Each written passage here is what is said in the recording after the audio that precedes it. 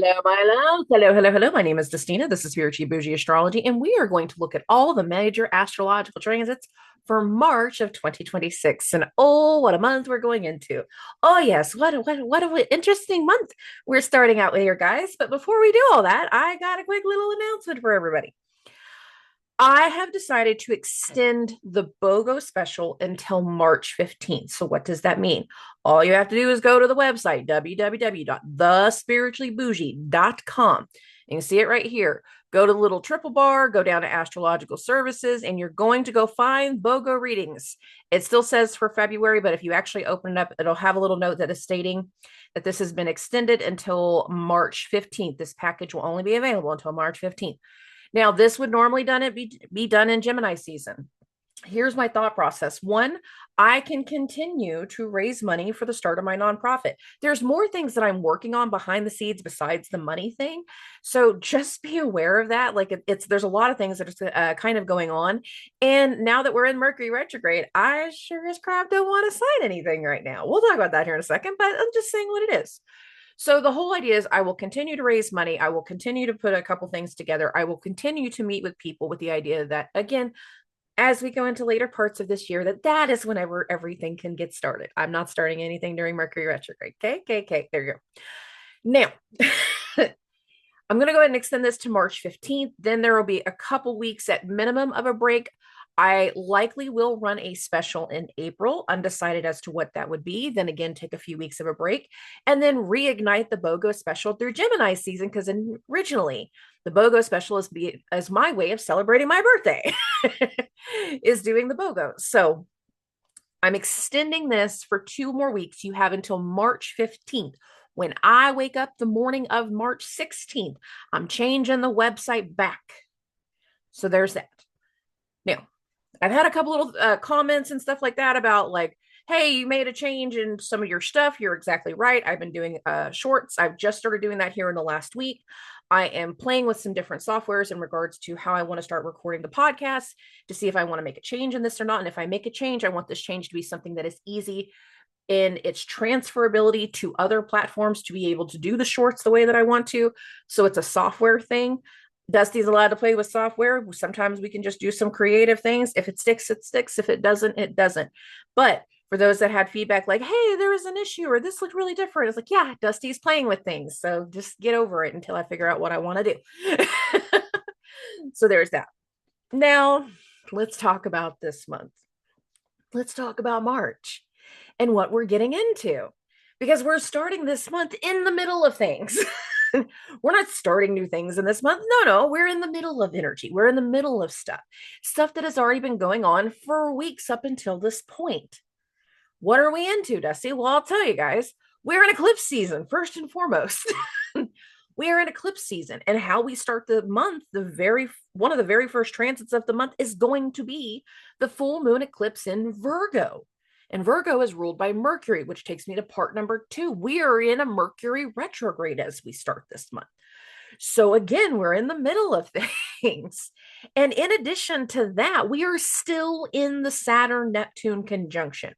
I know it went exact on February 20th. I warned everybody, but I also said when I did that meditative rant video that this is one of those transits that it sets the stage of a timeline.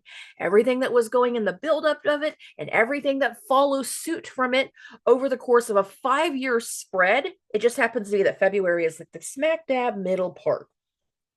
We are still in that conjunction as we go into February. And if you've watched the news over the weekend going into March, history repeated itself, just like I said it would. I said in the past, like people don't always take into consideration that when a transit occurs over and over again, that pattern tends to come through historically. There's a lot of things that when it comes to Neptune and Saturn that we have this like need to control, and it's like this inflated delusional version of something, a belief that something needs to go a certain way. And sometimes, historically speaking, that belief system has been incredibly successful. Again, going back to the concepts of nuclear delusion. But if it's not those kinds of concepts, that what we see is this reactive energy of people being very blinded by power and doing everything that they can to obtain forms of power. Historically speaking, we go into war, we see massive things around trade and trying to control resources, and we see massive things in regards to governments trying to control other governments. I want what I want. So historically speaking, we're right on time. It was not a matter of if, babies. It was a matter of when. And any astrologer that knows history will tell you the same thing. It was not a matter of if. When it came to the 2020s, this decade, it was a matter of when. So there's that. March in numerology is a 3-month. 3 is associated with Jupiter. And all of this month, Jupiter is going to be stuck at one area of the sky because he is stationing to end a retrograde. Now, the last 2 weeks of February, Jupiter was at 15 degrees. All throughout this month, whether it's retrograde or direct, Jupiter will be at 15 degrees. Jupiter will actually not move off of its place in the sky until after April 3rd. So for a lot of us, there's a looming, spiraling, circling, round and round circle situation of the same old topic, just kind of evolving yet not going anywhere at the same time. Like it's evolving in its place. It blooms, it dies, everything. It's just all in one place. There's a singular focus while also a larger focus, a connected focus. Now, whenever it comes to the number 3, it can be a creative energy, it's an expressive energy, it's an optimistic energy. And again, these are things that are associated with Jupiter. And we are in Pisces season for the majority of this month. There is this need for optimism and creativity and doing things that heal the heart. But with this Mercury retrograde happening in Jupiter's sign, and for this part of the conversation, we're only focused on Jupiter. With this Mercury retrograde happening in Jupiter's sign, there's other things that must be talked through, worked through, negotiated, brought to the surface in some way, because little triggers of forgotten wounds of the forgotten past have been coming up to the surface all before Mercury even turned retrograde. And then once he did, there has been a surge of reactions. For some people, it was an emotional reaction. For other people, it was a slowdown. For some people, it was an impact of the physical body. We talked about that, intestinal health. Certain people kind of starting to feel a little bit sluggish in their belly, certain things that are just not quite working right. Some of us, no matter what we say or what we do, it's just like it's not coming out right. The communication, it's just like 2 + 2 is fish. What the hell are you talking about? Like it doesn't matter how much you were trying to be clear, it's the perception is not there. There's something that isn't being connected to. And even whenever it comes to the tarot, there are energies around the 3 that speak to connections. And I feel like for us to get quality connections, to be able to work in a qualitative way, to make decisions, to overcome the wound, to overcome the dust that will settle, to understand how we are charging ahead in something. Because again, there's a bigger start to energies once we get into the latter part of March going into April, but that's post eclipse season and post Mercury retrograde. There's something about this energy making us aware of things from the past. I'm not going with one specific timeline because I've seen like 10 different timelines of my own while Mercury was in shadow that made absolutely no sense. So I'm just saying, like, it's stuff from the past finding its way back to the surface, finding its way back around, giving you a chance to make different decisions, to do something a different way. Are you going to respond the way that you used to?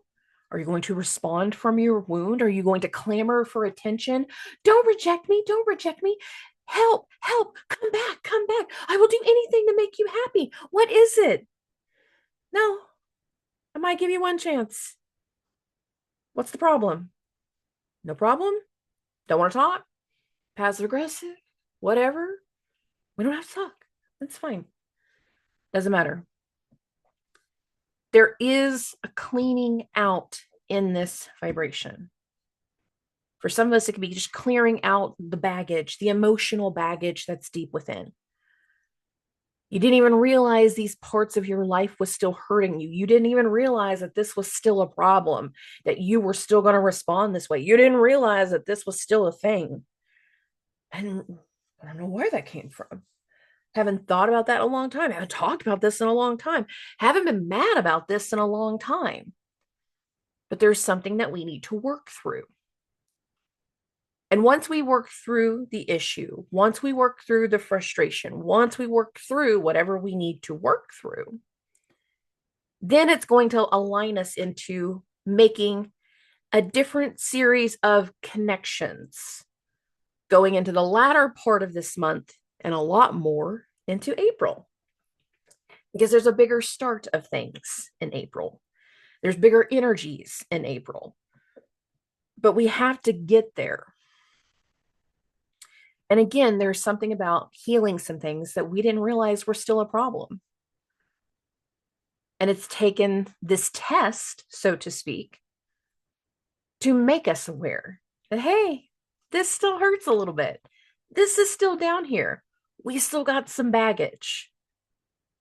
We need to do a couple things just to work through it. And once we work through it, everything will be fine. We hope.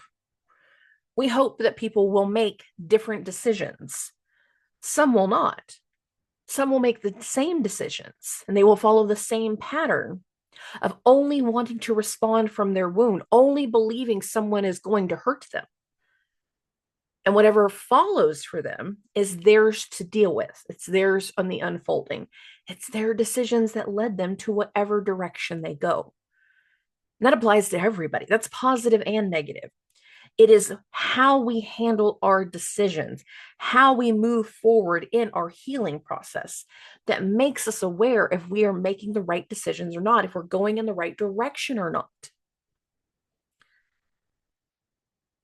We have the chance to turn areas of our life around, to resolve deep-seated wounds that have been still unresolved. We just didn't realize it. It had been so long, we didn't realize that it still hurt. There's something down there. And there's little things that's been coming up to the surface for a lot of people. There's been a reaction in the energy that we need to process, that we need to talk through, that we need to think through. And for the majority of people, being alone is not the answer. The thing about the threes, whether we're talking about in numerology or we are talking about in the tarot, is a lot of them require connections to other people. Whether it's positive or negative, it still requires it.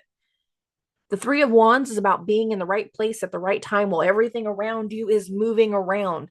And there will be a choice to be made, but the choice cannot be made until after the dust settles. Things are in process. And until all the process is done, there's nothing to pick.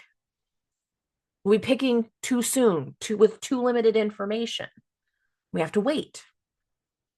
The Three of Cups is three women clinking together, toasting together, joyfully connected together. There is camaraderie with the Three of Cups. And even in emotional reflection, there is still that connection to other people.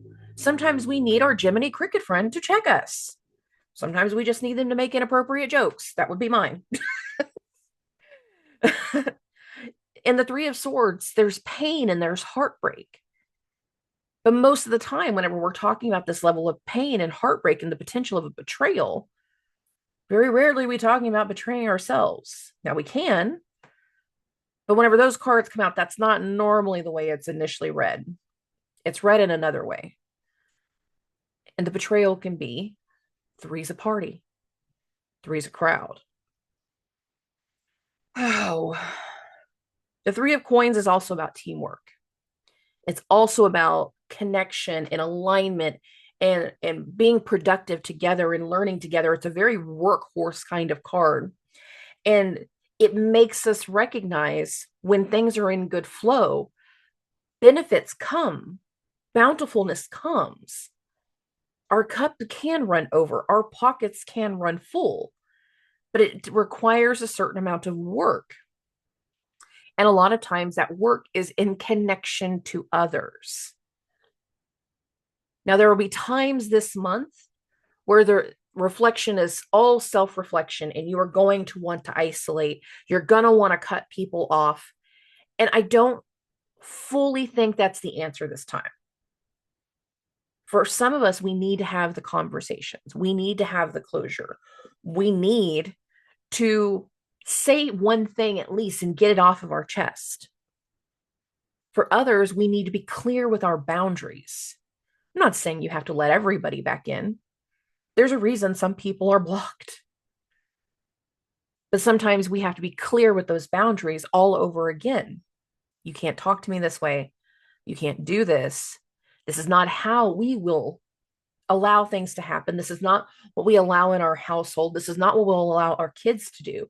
This is not allowed to do here at work. We got rules, we got policies. It's not allowed. There's something here about needing to understand better, deeper, more clearly. For some, you are making reflective changes, especially if you are a Pisces placement right now. You're making a lot of changes. All of the start of eclipse season fell right into your first house. And now with that Mercury retrograde, we're making a slew of changes. We are changing our mind about a lot of things. If you are Mercury ruled, you are changing your mind about a lot of things. You're changing the way you're connecting to people. You're changing things. We are in the midst of change. Change was necessary because, again, we're going into a new normal.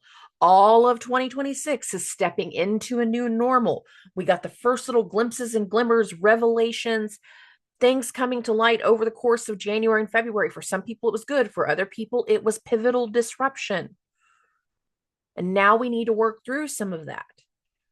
What did it bring to the surface? What wounds did it reignite? What wounds did it create? What boundaries did this enforce in you? Because for some people, it made it very, very clear of, hey, we got to do this differently. We can't be so laissez-faire. We can't trust everyone to do the right thing. We have to be clear of our rules and our boundaries. That's a very Saturnian thing. The thing about Saturn and its conjunction to Neptune is the rules are being rewritten. And that's the other thing about this Mercury retrograde. Some of us are rewriting that rule. We are rewriting the boundary. We were giving grace before. And now, for one reason or another, somebody has shown you they don't deserve that grace.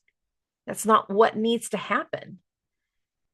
And the only way to be able to put something into a different perspective is to, again, rewrite the rules, rewrite the policies, rewrite the boundaries.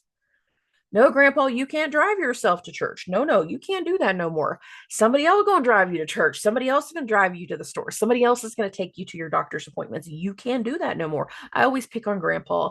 For some of you who are actually out there taking care of your grandpa, and I'm really sorry for that, but I always I pick on Grandpa. We're establishing something new, a new process, a new policy, a new procedure. This process can be a part of our daily lives. I'm not picking you up from school every day anymore, baby. Daddy is, auntie is, grandma is, grandpa is, uncle is, somebody else is. We're rewriting some of the rules. And some of that will stick. Some of that's going to go through trial and error, and it's not going to go well. We are starting this month already in process, already in motion, already doing things. And it's going to show you very, very quickly who you can trust and who you cannot, who deserves connection and who does not. There's a lot of this energy that we need to kind of filter some things. And the entire first half of the month feels like a filtration process. And what happens after you get everything stuck in that little colander? You go dump it out. For some people, that dumping out is going to be a boundary. For some of them, it's going to be throwing them in the trash. For some of it, it's just going to be block, block, block, block, block, block, block. That's okay. There are needs to rewrite the rules, to rewrite the process, to rewrite the procedure so everyone is on the same page. But there will be some people that they don't like change. Fixed signs. So much change this year, guys. You can't stay that forever. It's not going to work. because the universe will force you into change, whether you like it or not. And that's who I make fun of whenever I'm talking about that. I'm talking about fixed signs because certain people like to get their panties in a wad, and I don't care. I don't want to do it. Okay. Let's get into the month. Let's get into some of these transits. I feel like between all the meditative rant videos that I've done recently, whether we were talking about the eclipse season one, the history about Saturn-Neptune conjunctions, the Mercury retrograde video, I feel like I've given a lot of information that people take for a while, and then it kind of falls out like, oh, I thought we were done with that. No, we're not done. And that's why I wanted to start this reminding everybody we're still in this energy. We're still dealing with these things, and we are going into the month kind of on a high note in a lot of ways. So let's talk about the start of the month. Let's get into the transits. March the 2nd. Now, in the morning time, what's going to happen is Mars is going to enter Pisces, but I think there's something very interesting. And I will actually show this on the weekly episode that right at the end of Mars being in Aries, it hits this opposition to the moon. And I feel like for some people at the start of the month, we are either very clearly adamant about being done with something, being against something, walking away from something, like walking out in certain ways. And this energy kind of speaks to that because we have this moon gearing into an eclipse. The eclipse is actually not going to happen till the 3rd, but it's like the moon hits this opposition to Mars, and then they both change signs like simultaneously within the same few hours. So bump this to 7:30, the moon goes into Virgo, bump this now to 8:30, and then Mars goes into Pisces. Like they move in opposition and change signs very correspondent to one another. It's not at the same time, but there's something in there that feels like a click for a lot of people, a challenging click. And it takes us into the eclipse that is going to be more exact on the 3rd. So I'm just going to bump this by day. The eclipse is actually going to be most exact for me in the 5:30 a.m. hour. I know there's been a whole lot of memes out there of like, it's 3:03 at 3:33 a.m. And that's not necessarily true for everybody, but it is 3:03. And for me, it's actually the most exact at 5:37 a.m. So I've got it now at 8:30, but that's fine. We're still looking at an eclipse that is ruled by Mercury, while Mercury is retrograde in this detriment. Mercury does not do well in Jupiter signs. It's too scattered. It's too unclear. And there is that energy that happened the day before that it feels like for some people, there's a completion. And in some ways, even this eclipse can feel like it's a completion, but it feels like it's being triggered by an emotional response to something based off Mercury being newly retrograde, because we're only a couple days into it whenever we go into this eclipse. So newly retrograde here in the sign of Pisces while hosting a mercurial eclipse. There will not be things that easily make sense this day. There will be certain information that is dumbfounding, that is blindsiding. And because it's still at the start of the Mercury retrograde, like it's going to, again, have a click towards people in a spiraling energy, but it's spiraling almost like based off misinformation or based off of information that is not entirely clear. Every time I've meditated on this eclipse, my mind immediately goes, but Mercury's retrograde, and Mercury's in Pisces. And Mercury's in the area where we're not having an eclipse because we should have been having a Pisces eclipse. We didn't have any new moons in Pisces. We won't actually have a Pisces eclipse until August of this year, and that will be the one that closes out that section. So it feels like there's still a turn in this vibration that will literally impact, or it sets the stage for what will happen at a later date. But it's not like March 3rd directly connects to August 17th. I don't remember what the date is now. It's not that, but it feels like it's clearing something out and making space, whether this is us clearing out old wounds in our chest and in our heart, clearing out some old things physically in our realm, or if we're changing something again in our physical health because of this information. But it's like a reactive information of like, no, the doctor said we have to do this right now. You have to change this right now. We have to do treatment right now. We have to do this right now. There is a reactiveness to the energy. Does it all have to happen on March 3rd? No. It is eclipse season. So even if something happens on the 1st, the 2nd, the 5th, the 8th, it's still eclipse season. Making everybody aware of that. Okay. The full moon eclipse is again on March the 3rd. When we get to the 4th, we kind of go into some very interesting energy that's not going to be clear for everybody, but it does feel like a mental gear shift in a lot of ways. Venus is going to go through this sextile to Uranus, and Venus actually rules where Uranus is at. We're gearing closer and closer to a vibration that again is going to be playing out in April. And there's these little clicks of like making us aware of something that is going to be committed to, that is going to be really worked on, that is going to push something forward, that is really going to make something kind of happen. But it's little bits of something, and it's like we can't even focus on it yet. It's like, oh, we got this. We got that order. The order's in. Great. Let's put it together later. Put it in the shed for now. Put it in the garage for now. Put it in the back for now. I don't have the ability to focus on it. I can't even do something now. That goes on the back burner. Now, how soon we take it off the back burner is going to be different for everybody, and I don't want to get too stuck on that. But there feels like there's this little energy that it has a glimmer of excitement, but it's also very much on the back burner because something else is taking shape and something else is really grabbing our attention. And I feel like mentally there will be some commitments that happen right after the eclipse, most exact through the 4th, going into the 5th, because we're also in this energy where we're like wrapping up Venus in Pisces. And by the time we get into the 6th, Venus will go into Aries. So there feels like there's some levels of commitment that leads to change, that leads to something that is starting. But even in the start, there's something about it that we're not clear about that's not necessarily going to be fun for everybody. And it's going to bring some things to light. So I'm very nervous for anybody that is starting their new job the first 2 weeks of March, because you might go into a place and be like, I don't know what I was thinking. And y'all just need to realize it's temporary energy. Oh, it is what it is. So Venus hits the sextile to Uranus.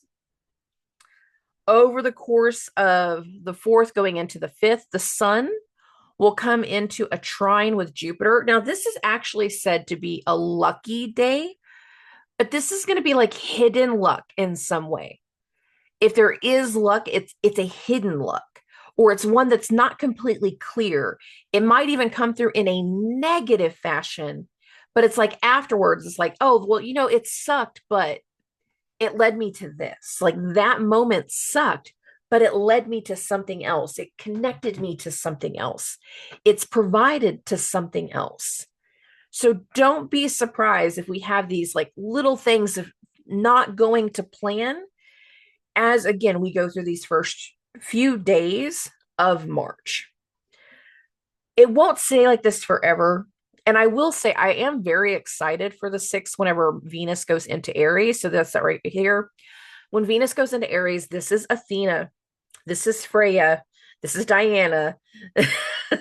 This is Xena Warrior Princess. This is a defensive energy. But the thing is like something sparks the defensive energy very, very quickly, because as soon as Venus goes into Aries, she's hitting a conjunction to Neptune and Saturn. Now, here is what I'm picking up on for a lot of people.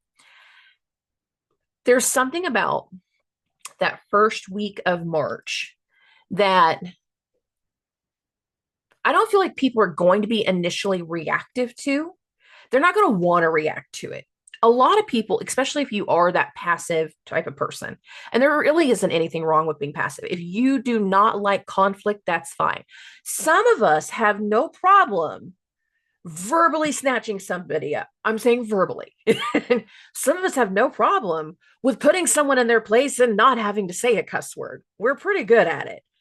But some of y'all, you struggle with your words.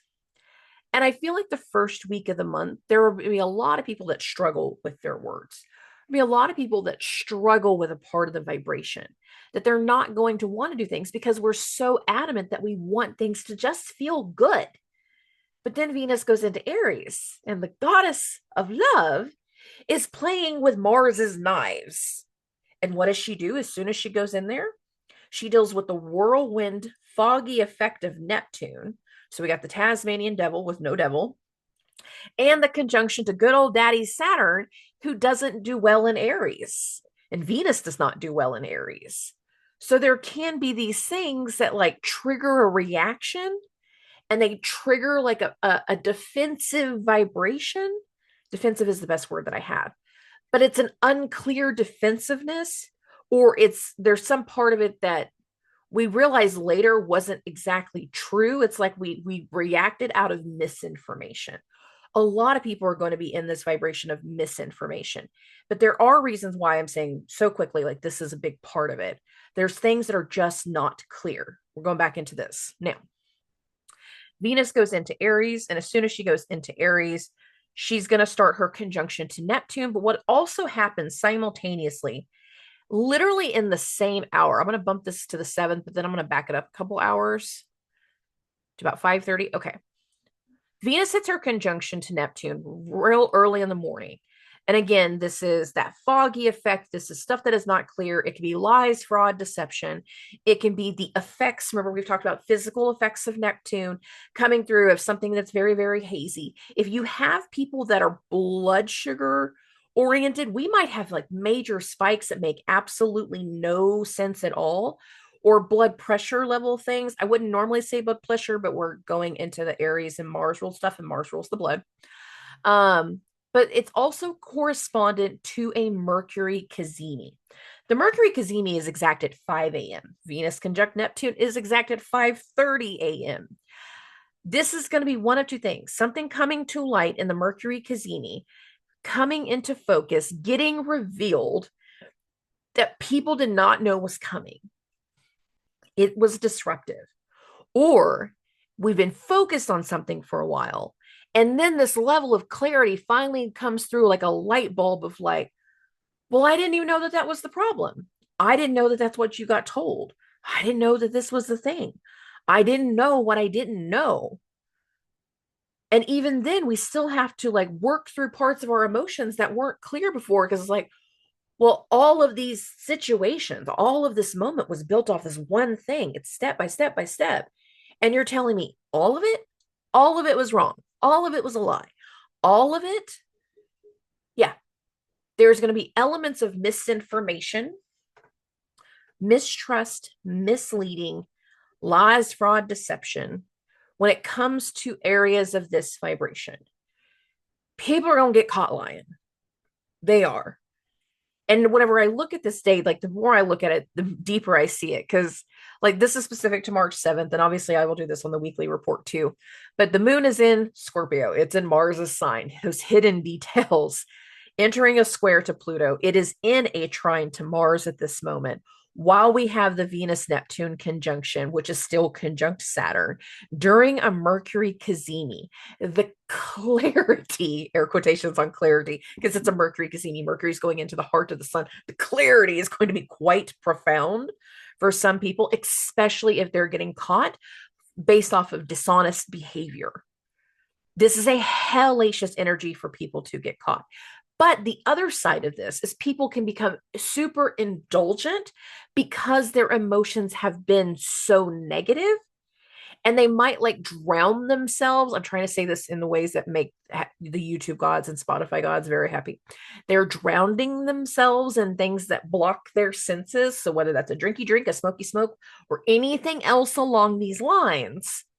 And again, something coming to light, getting caught, getting revealed. Walking into the bathroom going, I didn't know that you were doing this. I didn't know that this was a problem. I didn't know you'd been drinking again. I didn't know what I didn't know. But it's like whatever gets discovered this day, whatever comes to light this day, whatever is getting revealed this day, we didn't know it before. And again, this is a hellacious energy for somebody to get caught. Lies, fraud, deception, that type of thing, the Neptune energy there. And again, sparking some type of reaction. Now, if Saturn wasn't so close, I might be more willing to say people are going to have the wool pulled over their eyes. And some still will. But there is something about the fact that as soon as we go through this Mercury cazimi, and as soon as we wrap up this conjunction of Venus and Neptune, we go straight into Venus's conjunction to Saturn. That's literally the next day on the 8th. So this feels like something blindsiding, something coming through, and then also some need of immediate accountability. And that accountability still is a struggle. I feel like there's going to be some people that they don't want to accept accountability, or it's just everybody wanting to push responsibility onto someone else. There's still a part of this first of the month vibration of like things are just not going to plan. There's still a reactive energy of I don't want to talk about certain things, I don't want to deal with certain things. Or if you take it to somebody who is in a position of power, the energy that they want to push through, nobody wants to agree to. Like, well, then I want to fire the kid that just got caught stealing. We can't fire him. We're too short staffed. This is not, no, we can't just do that. We have to do a whole process of disciplinary. It's like, no, really. He's only been here for like 2 weeks. It's not that big of a deal. But everybody on the other side is like, no, we can't. None of the process. There's a reason why I'm saying that. Over the course of this 24-hour period between the 8th and the 9th, while Venus is still in her conjunction to Neptune and now in the exact conjunction to Saturn, Mercury is going to have its second of the 3 trines to Jupiter. And what's interesting about this energy, it's not exact right here. Again, this is going to be more exact on the 9th. So I'm going to bump this to the 9th. But I actually want to do it no, I want to do this by hour. Hold on. We're going to go back to the 8th. I don't even want to move it. It's there. Okay. This is interesting to me because I'm looking at the moon. We have this grand trine effect on this day. And again, I will talk about this on the weekly episode where Jupiter hits a trine to Mercury and hits a trine to the moon, all within this like 15-degree mark. It's not exact on the 8th. Mercury's trine to Jupiter. That is actually exact on the 9th, like right after midnight going into the 9th. So for some people, it will be the 8th. It's just really late. But there is this like Mercury going one way, Jupiter going backwards. The moon is always in forward momentum, but there's this emotional response that it feels like everybody's pointing in other directions. I don't need this responsibility. I don't need this problem. I don't want to deal with this. Somebody else needs to deal with this. Somebody else needs to take care of it. And again, whoever ends up taking care of it, not everybody's going to like the way that they do it. There's still going to be some emotional responses and emotional triggers. But there can be some tension. There can be some judgment. There will be judgment in these few days. But what that judgment looks like in our individual lives is what's going to be different for everybody. Because for some people, judgment is you have to make the judgment call. You're going to have to do the hard thing. You're going to have to say, you can't do this anymore. We can't continue this way. We're going to have to get a nurse. We're going to have to do something.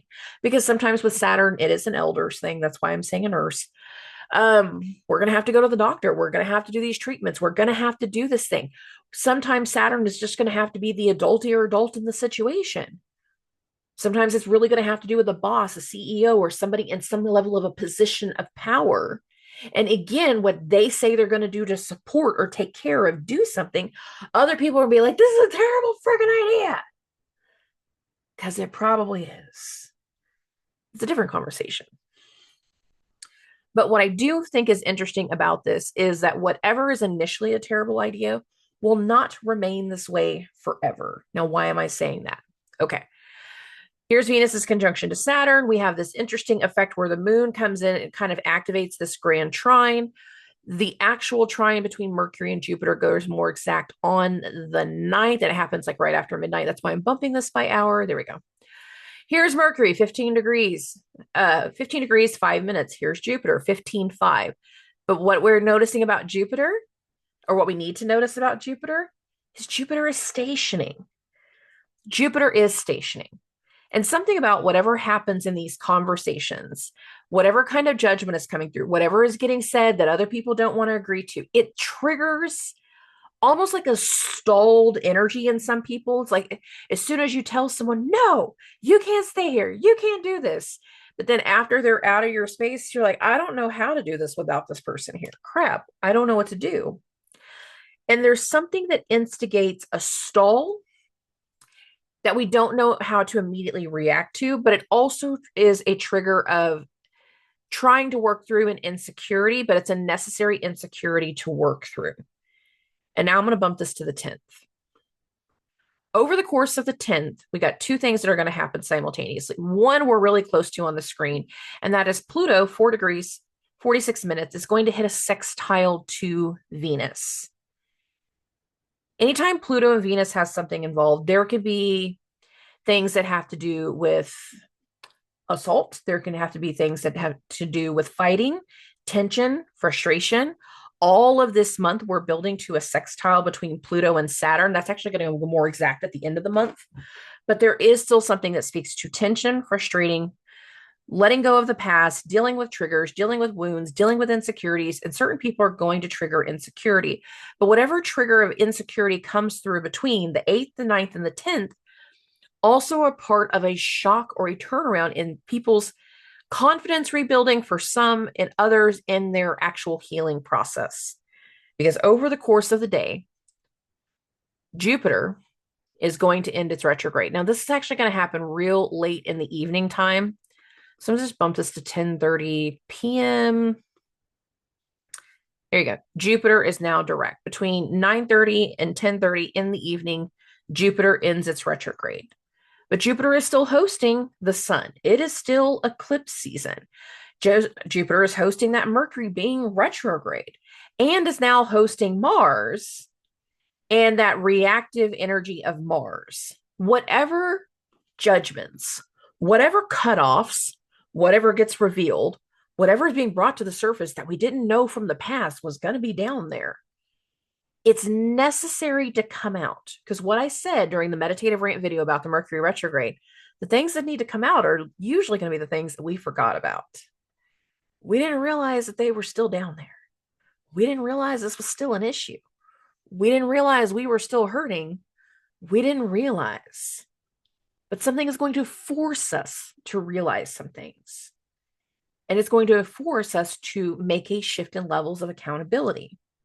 Because again, there are people in our lives that they will not survive this Mercury retrograde.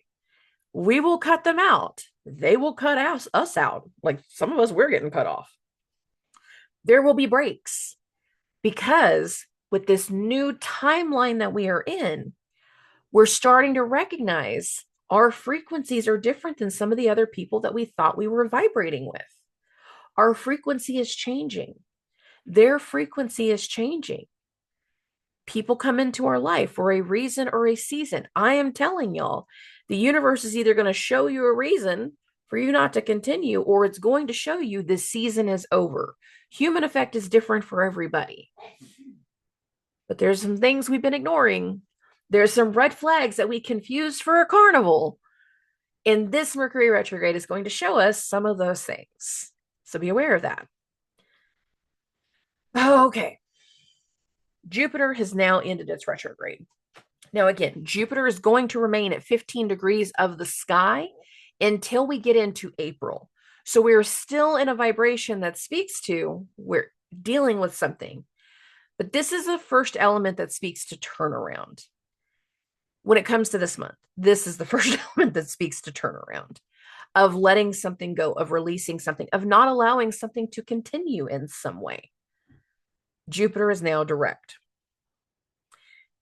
Now, for a few days, we're not going to have the same kind of vibration. On the 13th in the evening time, Mars is going to hit its exact conjunction to the North Node. This is internalized energy for a lot of people, especially if you have placements in these areas of Pisces or even in these early areas of Aries. There is this vibration that speaks to like a turn in the events, a turn in situations. Some people will start to feel like certain things are being pushed on them. Other people are going to feel like different kinds of motivations. With Mars hitting the conjunction to the North Node and the fact that Mars is now hosting so much energy in Aries, we can be feeling internally very, very compelled to do something, to handle something. There can be a compelling directional energy. And considering while Mars hits that conjunction to the North Node, it's also starting its fourth conjunction to Mercury. And this is actually going to go exact on the 15th. So I'm just going to bump this now to the 14th and then bump it a couple hours. Yeah, there you go. 10 degrees, 1 minute of Mercury. Mars, 10 degrees, 3 minutes. It's the most exact, roughly around 3 a.m. I got it at 3:30. That's fine. Now, I'm going to remind everybody with these Mercury Mars conjunctions, the first, the third, the fifth are connected. The second and the fourth are connected. Something about this Mercury Mars conjunction can be connected for many people back to the prior Mars retrograde. Not Mars, Mercury. Well, Mars too, actually. That's a different conversation. That's more of a Jupiter conversation, and I don't feel like we need to jump into that. But the prior Mercury retrograde, the one that happened in November. Remember, we started these Mercury Mars conjunctions in October in Mars's sign. And this one right here was the one that clued me into the fact that, hey, we've got more than three. There's not a series of three this time, Dusty. It's a series of five. But this one feels like whatever we are dealing with, we're reacting to a change of information, a change of the mindset, a change in direction, a change of something that we were not anticipating. Because whoever is making the changes, or if we are deciding to make the changes, and we are dealing with somebody else's reaction, they might not see it coming. Now, the thing about Mars is a disruptive planet. He is the god of war. It's going to be disruptive. However, is it chaotic disruption or pivotal disruption? That's the human effect that's going to be different for everybody. For some people, the change of mindset is going to make complete sense to somebody and be like, you're absolutely right. You shouldn't be living there anymore. You should move out on your own. You should break up with them. You should do something different. And it's a pivotal disruption. For other people, it's a minute you tell somebody that you have changed your mind on something, Mercury being retrograde in this situation, their reaction to is, who you think you are? What do you mean? No. Fee, fi, fo, fum. I'm going to be a giant man. Blah, blah, blah, blah, blah. Mars in that conjunction. I don't normally like to say that. I'm a Mars ruled person. A lot of times with Mars stuff, I do really well with it, but not everybody is going to do that. Not everybody's going to like this vibration. There's going to be some people that once you tell somebody the change of mindset and what is not going to continue, because this feels like one of the parts that feels like it's not going to continue past this point. It's a necessary cleansing and clearing because, again, we got bigger things that are going to start in the weeks ahead. And not everybody goes into that new start. Not everybody goes into the new vibration. Remember that. All right. So we're still in it. Here's that Mercury-Mars conjunction. This is the fourth in the series of 5. Our next one is going to be in April. And this one, again, can be connected back to the one that happened in November. And that November date was November 12th and 13th, the most exact. Okay. Disruption. But after Mercury and Mars hit their conjunction, Mercury's going to start to slow down. Mercury's going to start to station. And what's interesting about the stationing is Mercury stations to end its retrograde conjunct the North Node. Now, there will be 2 more exact, like degree and minute conjunctions, but as a whole, from the 16th all the way to the 26th, Mercury will be in a conjunction to the North Node.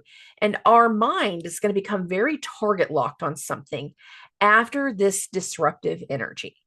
Because again, on the 16th, we start Mercury's conjunction to the North Node. Mercury hits that 1 degree number, at 1 degree range of being within a degree or less to the North Node. Oh, Mercury hits that conjunction the most exact to the North Node on the 18th. But then we have a lot of other things that are happening on the 18th. So we're just going to be like, I'm making you aware, our mind is getting locked on something all for this 10-day period. Mercury hitting this conjunction to the North Node. But then we have other things that start to unfold all throughout the 18th that will not be associated with Mercury. But the thing is if our mind can't let something go, or we feel very compelled that this is the direction we need to be doing at this moment, it's because of everything else that's unfolding. And again, Mercury's conjunction to the North Node is like we're very consumed by what is starting to unfold. So let's talk about the day, because we got a couple things going on, and some are going to be very challenging. Others are going to be very helpful. When we get into the actual morning time, roughly around 11 a.m., I got it now at 10:30, Venus, 15 degrees, 8 minutes, hits a square to Jupiter, 15 degrees, 10. Now, Venus is in the higher authority. Venus is in Mars' sign, but Mars is in Jupiter's sign. So for some people, this is going to be a challenge. For other people, this is going to be an action of support based off of the fact that Venus is direct. Venus is one of the benefic, like happy-go-lucky, helpful planets. And so is Jupiter. And even though Jupiter is stuck and not moving a whole lot, being at that 15-degree mark, Jupiter is in its exaltation. So of all the planets right now, Jupiter is the strongest. And for us to understand where we're going to start to see some Jupiterian gains in our life, because we haven't had a whole lot of them yet, we need this addressing of a challenge. And there's more things that kind of speak to the addressing of something coming into light, something new coming into focus, based off of how the other transits are going to go. So it's not just this one. Venus and Jupiter is the second transit to the 18th. Mercury conjunct the North Node was the first. Venus, Jupiter is the second. Over the course of the afternoon, the sun will go through an exact sextile to Uranus. So you can kind of see that I'm close to it right here. Here's the sun 28:12. Here is Uranus at 28:14. I'm not just going to get stuck on this one because I want to actually show the fact that by the time we get into the evening time, we're going to have a new moon in Pisces that is not an eclipse. It should be an eclipse, but it is not an eclipse right here in the evening time. So I got this now at 8:30. Here's the sun 28:27. Here's the moon 28:30. So we're just past that new moon. And this is a new moon again in a sextile to that Uranus. A new moon can usually harbor new beginnings. This is the new moon that closes out eclipse season because the Aquarius new moon was the first eclipse. So this is now the closeout of eclipse season. And it is happening in Jupiter's sign. Now, the reason this is not an eclipse is because to be an eclipse, that lunation, the sun must be within 15 degrees of the node. This new moon is 20 degrees away from the node. So it's a vibration of change, but it is not an eclipse. But it is the energy that finally solidifies what has happened through eclipse season. It is something that puts something new together, but the new is going to take us a few days before we fully are able to focus on it, because of the condition of Mercury. And Mercury rules our logical brain. Over the next few days, Mercury is going to station and end its retrograde immediately after this new moon. But this new moon, again, is the end of eclipse season. And Mercury retrograde and eclipse season have been going hand in hand this time. And a lot of it still sparks back to what happened in the Saturn+Neptune conjunction, what that vibration is feeding for a lot of people, the belief it's coming through, the tests in our faith that are coming through, the direction in our lessons that are coming through, the direction that is not clear because God forbid Neptune do something clear, fogging your senses. But there is something necessary in the fog this time. And once we get past these few dates, this new moon in Pisces, and again, Mercury ending in its retrograde, there's going to be something here that speaks to being able to focus on something new, a direction of something new. But we had to clear something out first. We had to work through the old problems. We had to work through something before we could fully develop it, before we could fully focus, before we could fully move into something. There was some unfinished business. New moon in Pisces. In that sextile to Uranus, for some people, it's going to be exciting. For some people, it's going to be fun. For some people, it's going to feel hopeful. Again, this is a stationing Mercury. And over the next 2 days, Mercury will end its retrograde. That's actually going to happen the most exact on the 20th. So I'm going to bump this to the 20th because we're going to have two things that are happening simultaneously. Well, on the same day, I shouldn't say simultaneously. At 9:46 a.m., so I got this at 9:30, the sun is going to go from Pisces now to 10:30 to Aries. The sun goes into Aries, and right after the sun goes into Aries, a few hours later, Mercury will end its retrograde. So putting it right here, Mercury is now exact 8 degrees, 29 minutes, right after we go into Aries season. Now, the first day of Aries season is the first day of spring. It is that equinox energy. It is a whole different form of a lunar new year, so to speak. And it's the sun going into its well-placed energy. The sun does super well. It's said to be exalted in the sign of Aries. The ego starts to feel more capable.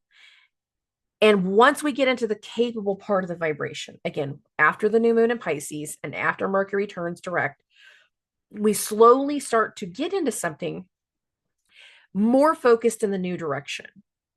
It won't, and I do mean slowly, because as soon as the sun goes into Aries, it's going to start a conjunction to Neptune, which is its own set of problems. There'll be 1 or 2 days that we're kind of hungover, energetically, just kind of hungover. Like, I don't have the energy today. I don't know what's wrong. I do. The energy. that has a physical effects on our bodies, and people don't realize how often that when stuff is going on, we feel a physical effect. Sometimes it's just tired. Other times it's going to bring certain things to light, bring certain things into focus. And the thing is, the focus will be slow. We go into the start of the new season right as Mercury ends its retrograde. It's a little hungover. There will be a hopefulness in it. There will be kind of a lingering effect of like trying to let go of 1 or 2 emotions, and we will be able to do that. It's just not going to be all at the same time. But once we start to finally get into some productive energy is once we get into the start of Aries season. And in some ways, you could say it's being productive because it's Aries season. I'm not just saying that. I'm also saying it's because eclipse season is over.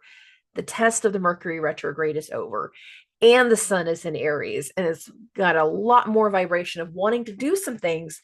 But in this case, it feels like we're wanting to do some things that also speaks towards steps, actions, and reactions necessary in our healing process.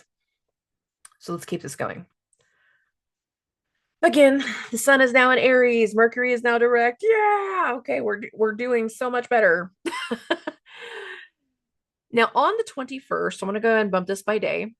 Mars is going to hit a trine to Jupiter. Now this is going to be a little bit more exact, more in the evening time. Trines are triangles. It's water to water. Water flows. Mars is in the higher authority, but Mars is in Jupiter's sign. Mars is also hosting Neptune as we build to this Sun-Neptune conjunction, which is actually going to go exact more on the 22nd. So there is an action that is slowly unfolding that is meant to be elements of support, but it is going to impact more than one area of the sky, more than one area of our life, more than one person. Now, what I do like about this energy is this almost repeats something, because if you see the moon in Taurus, I'm going to remind everybody of the energy that happened right as Mercury was going retrograde. Is Venus hit a trine to Jupiter and the moon was in Taurus, and it felt like, and again, this was right as Mercury turned retrograde, so this was back in February. It felt like right then we have this like area of like support, but we were hesitant to take the support because Mercury was retrograde. We could feel like something was about to go forward, but at the same time not go forward, that it's going to come with a caveat. It's going to come with tests. Then we get into this part right here, and it's almost like it's repeating, but it's repeating with Mars versus Venus. And this feels like the action towards the support is more profound. It's more solid. It's not too much of a good thing, but it's also still relying on certain people that their actions are louder than their words. And that's something that I don't feel like we were taught enough when we were younger. Actions are louder than words. People can say whatever they want, but if they don't do what they say they're going to do, believe the action. This is one of those moments that it feels like there's a level of support, there's a level of connection, there's a level of camaraderie, there's an action or a reaction that is starting to slowly unfold, that we have to almost have some blind trust. For other people, though, it's going to be disruptive. And again, we're going to be looking at somebody with rose-colored glasses because that sun is starting its conjunction to Neptune. And on the 22nd, that will actually go exact. So that's actually going to go more exact in the early morning hours. So I got this at 12:30. Get this now to 6:30. Here's the sun, 1 degree 51. Here's Neptune, 1 degree 50. Now, anytime we have the sun moving it closer to Neptune, there is a fogginess, there is a haziness, there's a hungover part of the vibration. We are still dealing with Mercury's conjunction to the North Node. So there is a slow energy that is unfolding that will start to require a course of action. But this is not the day we're rushing into something, because we would be rushing into something blindly. Some people will feel like this is the best thing in the world. It's gotta be so great. And that's gonna be the Sun Neptune stuff. And this will be our first Sun Neptune conjunction in Aries. So this will bring something very, very new to the table, but it's still Neptune. Lies, fraud, deception. Not necessarily clear. For some people, it's going to be about manifestation. And for some people, it is going to show you a direction. But it's a direction, again, in some way we're not seeing clearly. So we will have tests later because of it. And very, very quickly, we go into additional energies. Now, on the 23rd, so I'm just going to bump this by day, Mercury will hit its full conjunction again to the North Node. You can see this here. We've been in Mercury conjunct the North Node again since the 16th. But what I'm saying is we will have our third conjunction. This is actually our third one because we had one before Mercury was retrograde. Our third exact Mercury conjunct North Node by the minute, by degree, the whole thing. Even though we've been dealing with Mercury conjunct the North Node for the last 7-8 days at this point. But the North Node can be, for a lot of people, it can be a compass, a fate directional compass. And I feel like our minds are going to become very locked on a vibration that very quickly we want to push forward, because the sun is also getting closer to its conjunction to Saturn. Now, this is the interesting part, because as the sun gets closer to Saturn, there's a restless energy. And I feel like whatever can come through in those first few days after Mercury turns direct, after the Pisces new moon, that we have a slow energy of things just kind of coming to light. And once all of them kind of come into focus, very, very quickly, we want to get something rolling. And the sun conjunct Saturn is one of those energies where we really want to push a responsibility. We want to push a role. We want to push some kind of process, action, procedure. There's a push in this energy. And I feel like there will be a gear shift for a lot of people of really trying to make something productive happen. But again, some part of it is not completely seen clearly because Neptune's involved. So there's a reason why so much of the energy of this spring will become tested later on. And I'm blaming Neptune for most of it. Oh, the sun will actually hit a conjunction to Saturn on March the 25th. That is when this is going to be the most exact. This is said to be the most studious, busiest, most productive, cannot sit still, very restless. I need to get something accomplished. I need to get something done.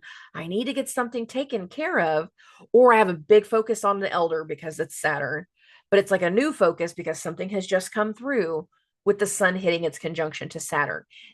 But for a lot of people, this is arguably the busiest week of the year when the sun hits the conjunction to Saturn. Something will come into light. Something will come into focus. Certain people will be revealing things about themselves. And it's very timely. It's very karmic that this comes out when it does, kind of thing. The sun hits the conjunction to Saturn. Later in the afternoon, Pluto will hit a sextile to the sun. Now, this is going to be more exact, literally in the lunchtime hours. So roughly around 1:30.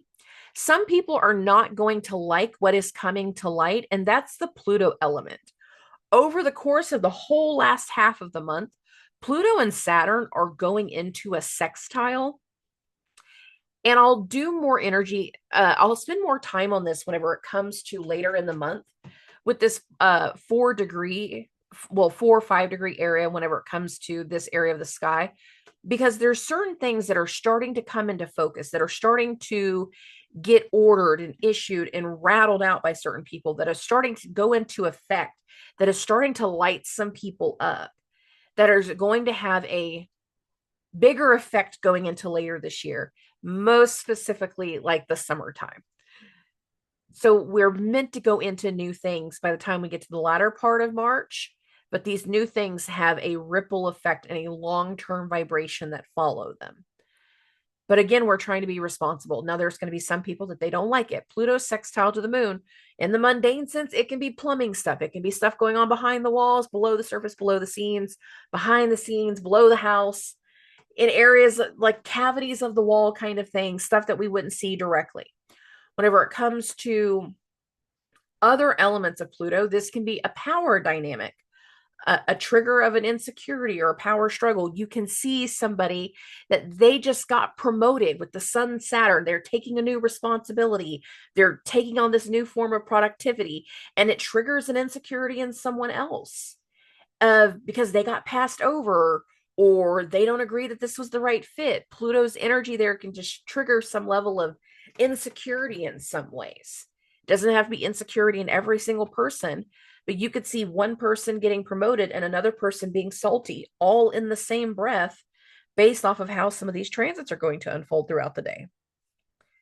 All right. On the 26th, Venus is going to hit her conjunction to Chiron. You can see this right here. Venus 2511, Chiron 2524. Both of these planets are in forward momentum. They're actually both going to make their way into Taurus over the course of the year. Chiron will be doing a pinky toe dip. Venus, of course, when she goes into Taurus, she's going to be reigniting energies from last summer that we tried to get going that didn't get going.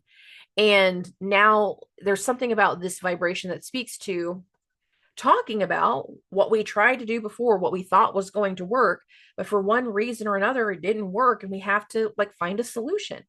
Venus wants to find a solution. She wants to get to the bottom of the problem. For some people, Venus's conjunction to Chiron will be the creation of a new wound. Because again, we've had these insecurities with the Sun conjunct Saturn, the Sun conjunct Neptune, whatever happened in that Mercury retrograde. Some people are going to have to deal with new wounds. But Venus is meant to be supportive here. So she's not trying to create the wound. She's trying to comfort somebody else whenever it comes to their wound and what they're being hurt by, where their frustration is. This is meant to be something that's more helpful, but that doesn't mean that everybody is going to be in a helpful mindset.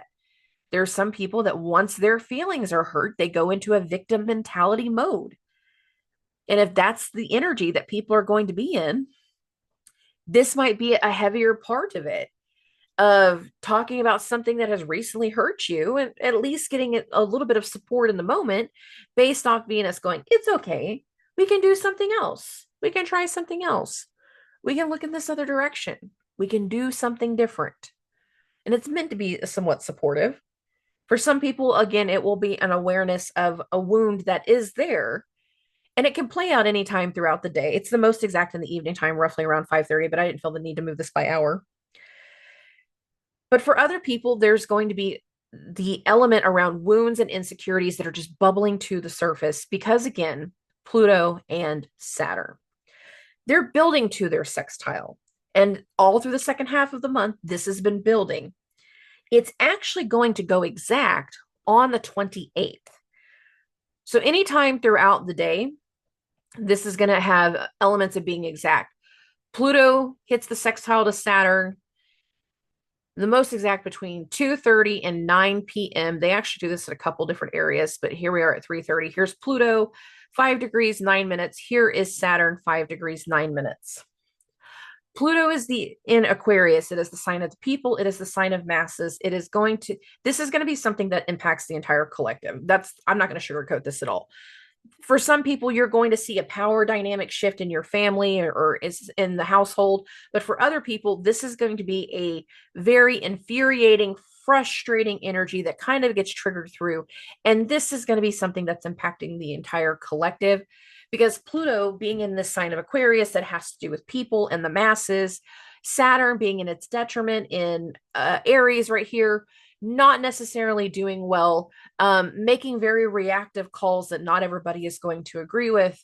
We are going to see this the second half of March, but most exact on the 28th, this in the collective in the last half of the month, because there's going to be some people that they do not agree with what is going on, whether that has to do with your boss. So if this is a work thing, whether this actually has to do with politics, because again, the collective, not pushing one agenda. I'm saying that whenever that Pluto sextile to Saturn goes the most exact, people in positions of power are not going to necessarily like the way people in masses behave. I'm going to say it that way. This is going to be one of those things that impacts the entire collective. And that's the best way I'm going to say that. Okay. This is going to be felt as early as March 18th, like I said before. It's going to continue into April, We'll continue to feel it really until about the most heightened, until we get through the first week of April. And it is a very volatile, heightened energy that speaks to levels of insecurity. But we also had precursors to this when the sun was coming through and hitting that conjunction to Saturn and the sextile from Pluto. And then on the 30th, this is the weirdest way to go into this, but this is how we end the month. Venus goes into Taurus. Venus goes into her own home sign. And this is really helpful. But again, Venus is now retracing steps of energy she did before. And this is going to be more so for April.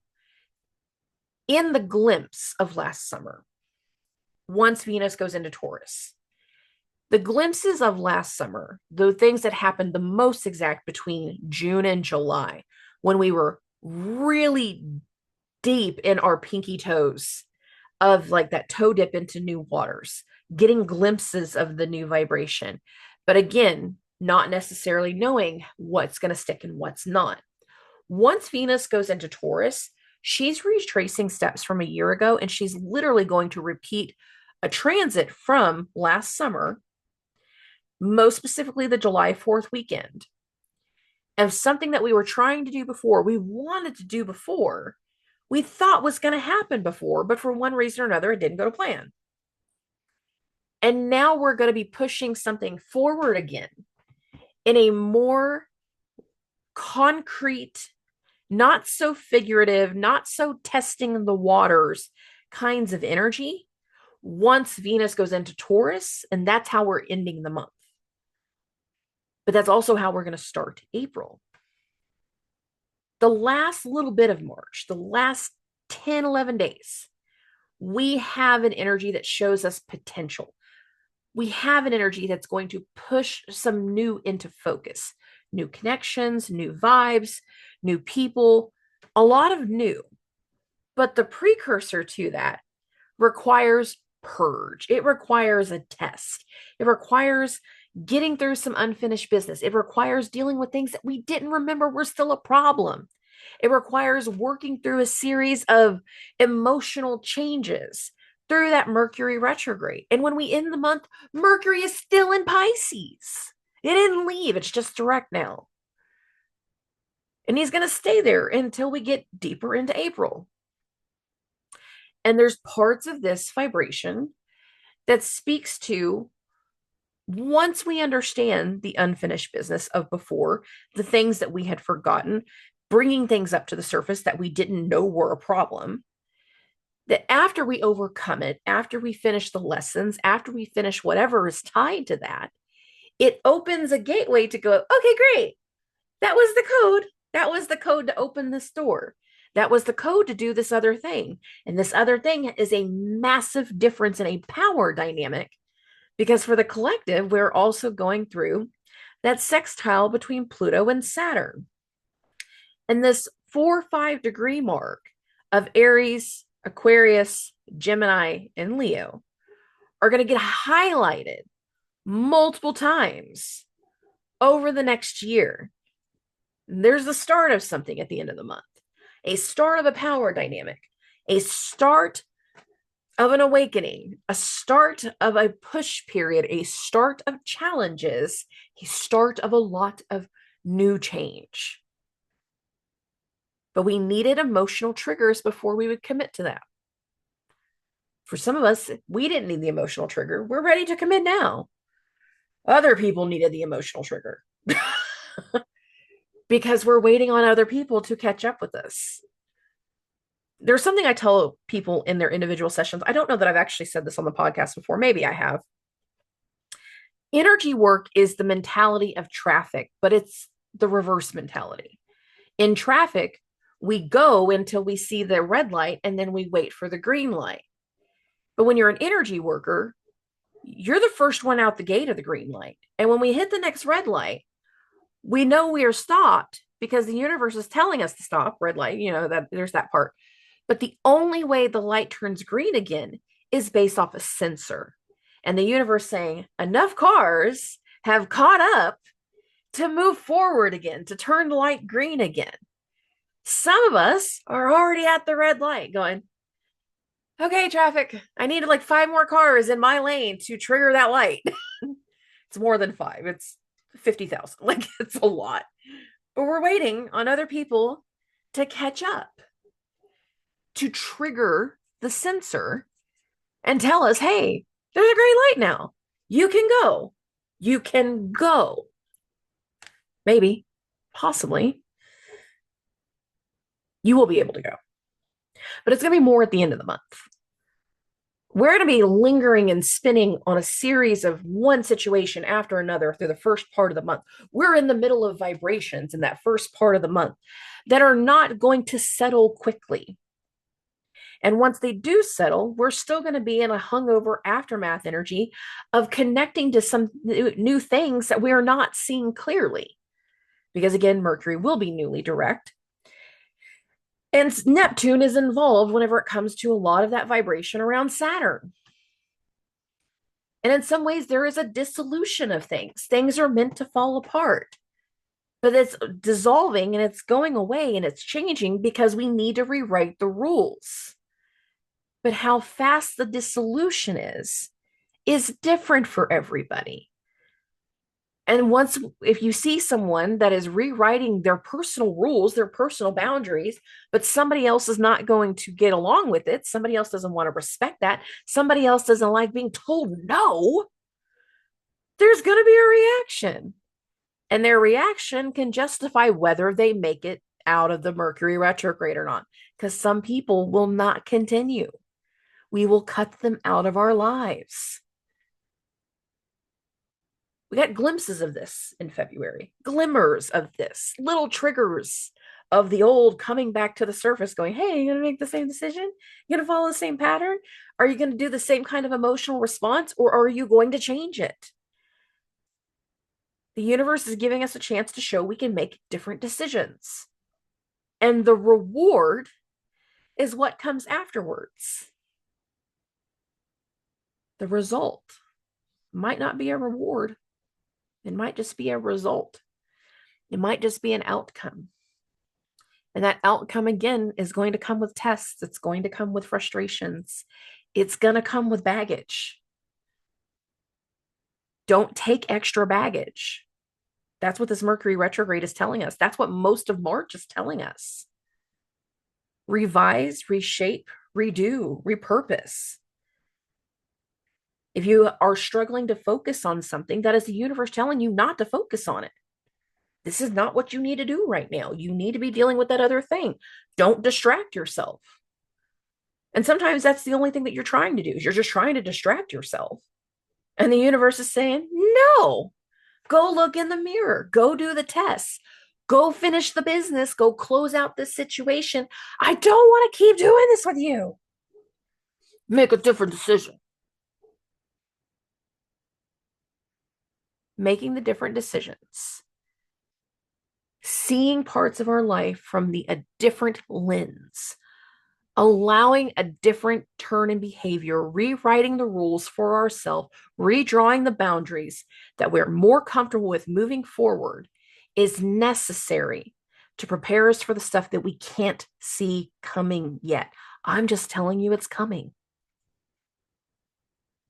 This is an energy that speaks to put your money where your mouth is. If this is truly what you want, show us a change in your behavior. Show us that you have learned these lessons. And if you're able to show that you've learned the lessons, there will be rewards.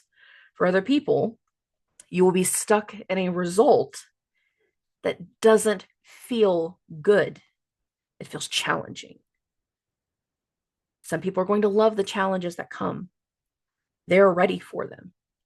Other people are going to hate it because it's going to require work. There's going to be a lot of work ahead. There's going to be a lot of frustration ahead. There's going to be a lot of volatility ahead. There's also going to be a lot of hustle, drive, passion, momentum. And you have to be ready to move fast because, again, this is a fire horse year if we're going off the Chinese astrology, but we're getting into more air and fire energy all throughout the entire year. Things are meant to spread like wildfire. You just have to be ready for what catches. And if you have too many dead leaves still hanging, you're more likely to be kindling than you realize. Drop the baggage. It doesn't go with you into the new normal. All right. I love and appreciate every single one of you. I will talk to everybody very, very soon. Subscribe.